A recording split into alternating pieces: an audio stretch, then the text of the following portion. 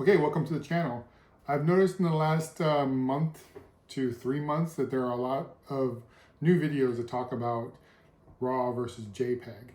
And to be honest, it's quite surprising to me because this is kind of a really old subject.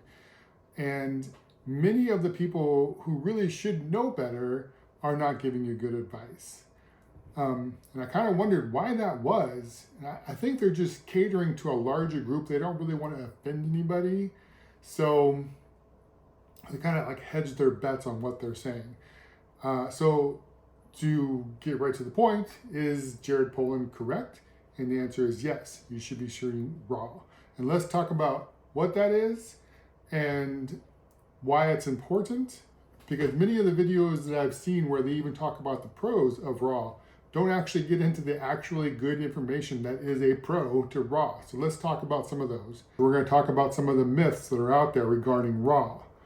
For example, file size, computer processing power, those kind of things are typically wrong in today's environment. So let's talk about what those are and how they can affect your photography. Then let's go through a specific example on why it's so important to have RAW data, and then you can make a decision for yourself. All right, let's get into it. The first thing to know is that RAW is not a file format. I hear a lot of people saying that, but it's not. NEF is Nikon's file format, and Sony has the CR2 and CR3, and every other major manufacturer has their own version of a file format that contains the RAW sensor data. But RAW itself is not a file format. It is just what we collectively refer to as the sensor data. The sensor data is embedded inside the RAW format.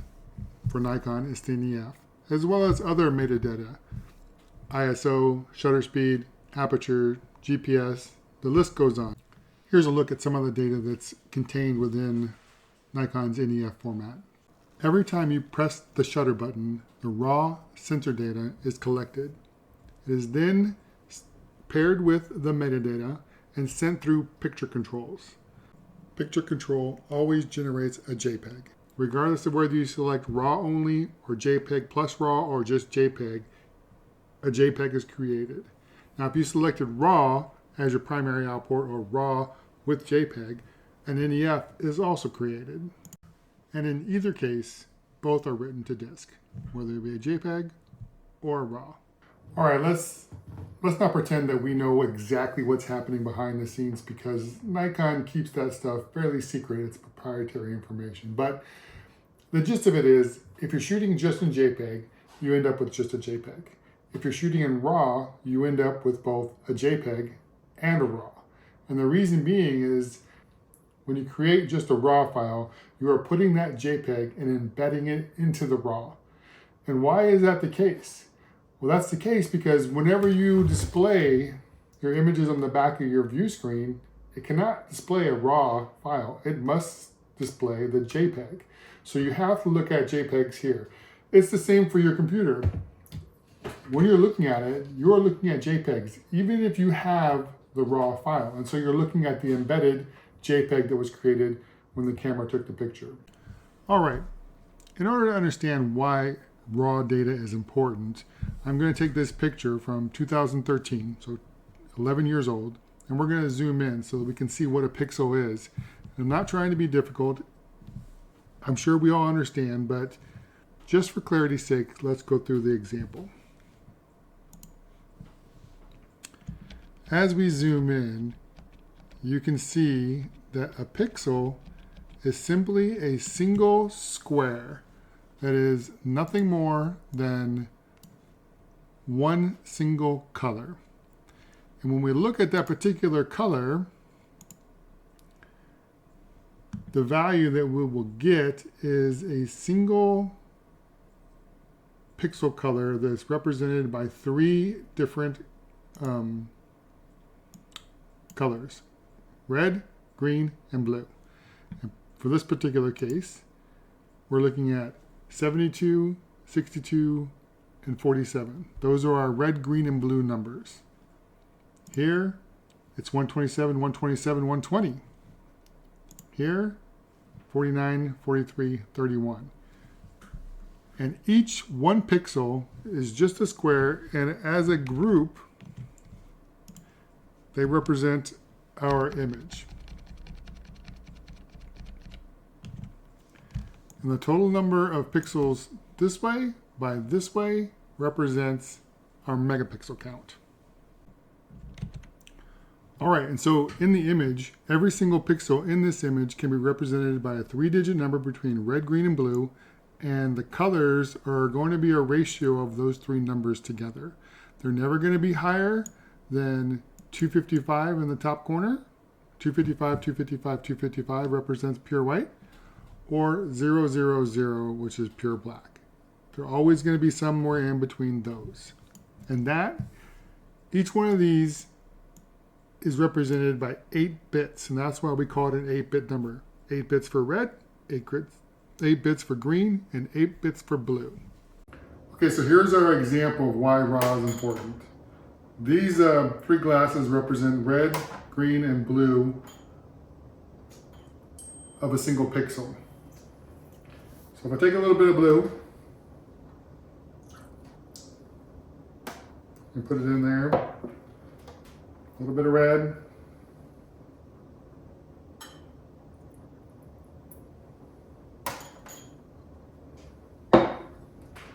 and a little bit of green,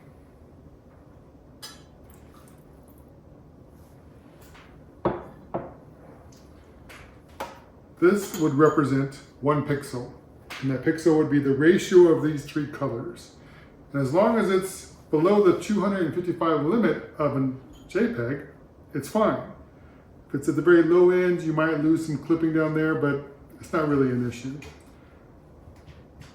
If it's really close to the top, you start to lose detail in the highlights because it gets so high up to the top that things start to go over the top.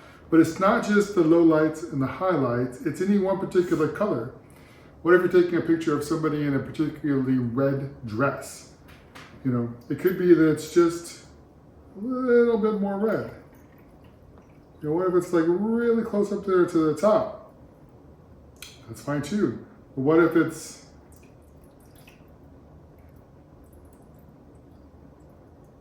that color red? Well, you lost all of that. That ratio, that color is not going to look right. It might look pink. Who knows what color it is? And you'll never be able to see it because it's lost. Now, in a RAW situation,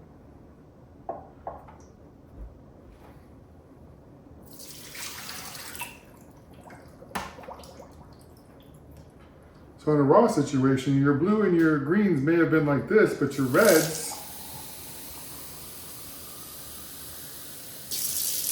are now no longer overflowing. And you can manipulate this data behind the scenes in Lightroom, Photoshop, and change these colors to represent what you want it to be in real life, or what you see on the screen to represent what you saw in real life. And as long as these 14 and 12-bit numbers, which are in the thousands, they're not going to overflow like the 255 8-bit numbers do.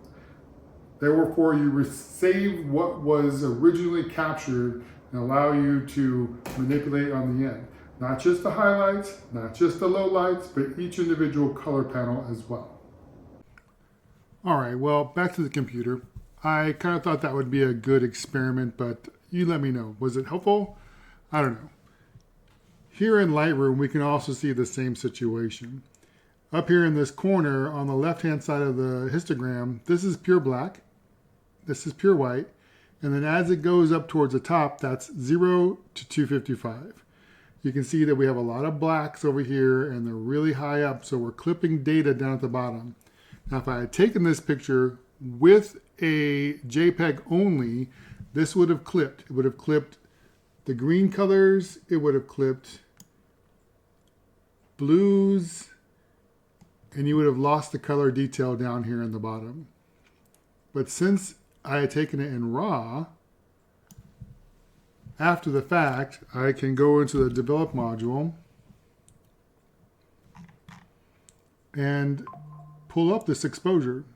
And you can see I can pull it away from the edge here, and I can pull it back the other direction. You can see as I move one way or the other, I'm going to clip on this end or this end. So I can go ahead and reset this image. And then I can pull down the highlights with this one, and I can pull up the shadows with this one and get a better dynamic range. Now this is not a good picture, so don't take this as the way you want it to be, but the idea being that I can save the black end clippings, the blue, the greens, overall picture clippings on the black end and on the highlight end by adjusting them. And it's not just highlights and lowlights. It is each individual color panel can be adjusted because the original data is still being stored in the RAW file. Well, I hope that was clear. Let me know what you think in the comments. Be kind. I know it's kind of like rambling around, but the general gist of it is when you shoot in JPEG, each color channel is being limited to 0 to 255, and many of the colors that are represented in real life are bigger than that. So once it gets to that 255 mark, whether it be all highlights, all lowlights, or any particular channel, red, green, or blue, they clip at 255, and all that data past 255 is simply lost and never to be recovered if you shoot only in JPEG. With a RAW, you're getting the same thing because you're getting a JPEG embedded, but the original data still exists, and in Lightroom or Photoshop, you can manipulate that data behind the scenes and recover it to get it to look how you saw it in real life. And you can only do that with the RAW. All right, let's talk about some of the myths that are commonly played around with regards to RAW. One of the things that people say all the time is that the file sizes are so big. This is an 18 terabyte drive that I bought on Amazon for a little over $200 when it was on sale. And I use these in my server, but you can just plug this into the back of your computer and save all of your pictures onto here. Now, I have been shooting RAW since 2003, 2004 with my first digital camera. And in that time, I have, and I'll put a picture up here of my library in Lightroom, about 45,000 images.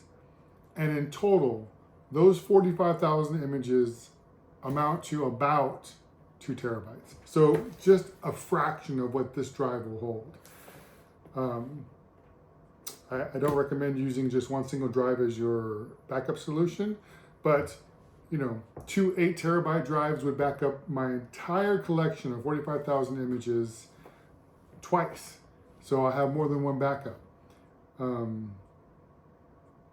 So, you know, file size is a trivial matter in terms of how much space you actually need for pictures.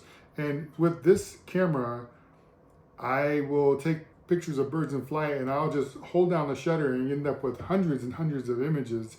And for the most part, unless they're absolutely garbage, I don't even bother throwing them away because why? The storage space is so cheap and the files aren't that big. Why do I need to throw them away? I don't know.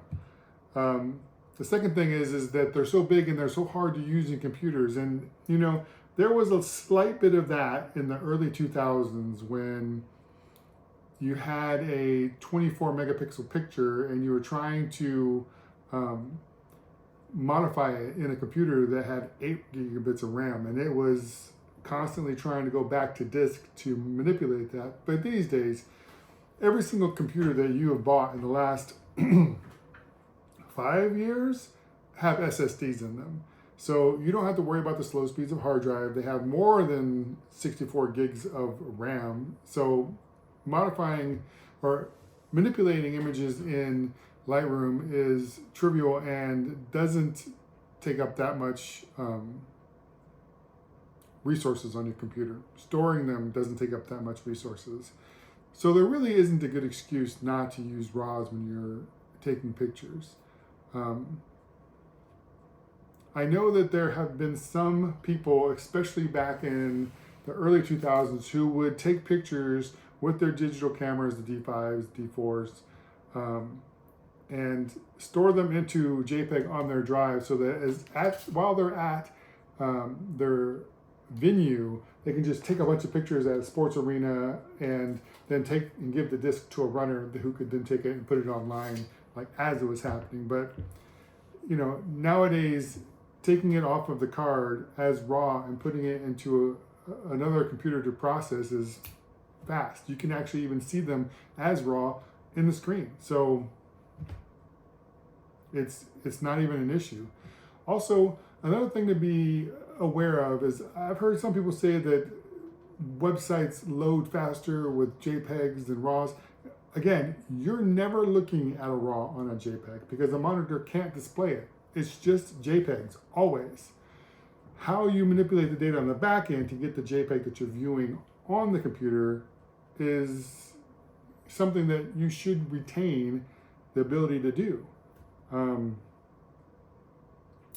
I think that about covers it. If you have any questions, please put them in the comments below. I'll try to answer them the best I can. And you know, please give me a thumbs up and subscribe if you have the time. All right, I appreciate it. Thank you. Bye.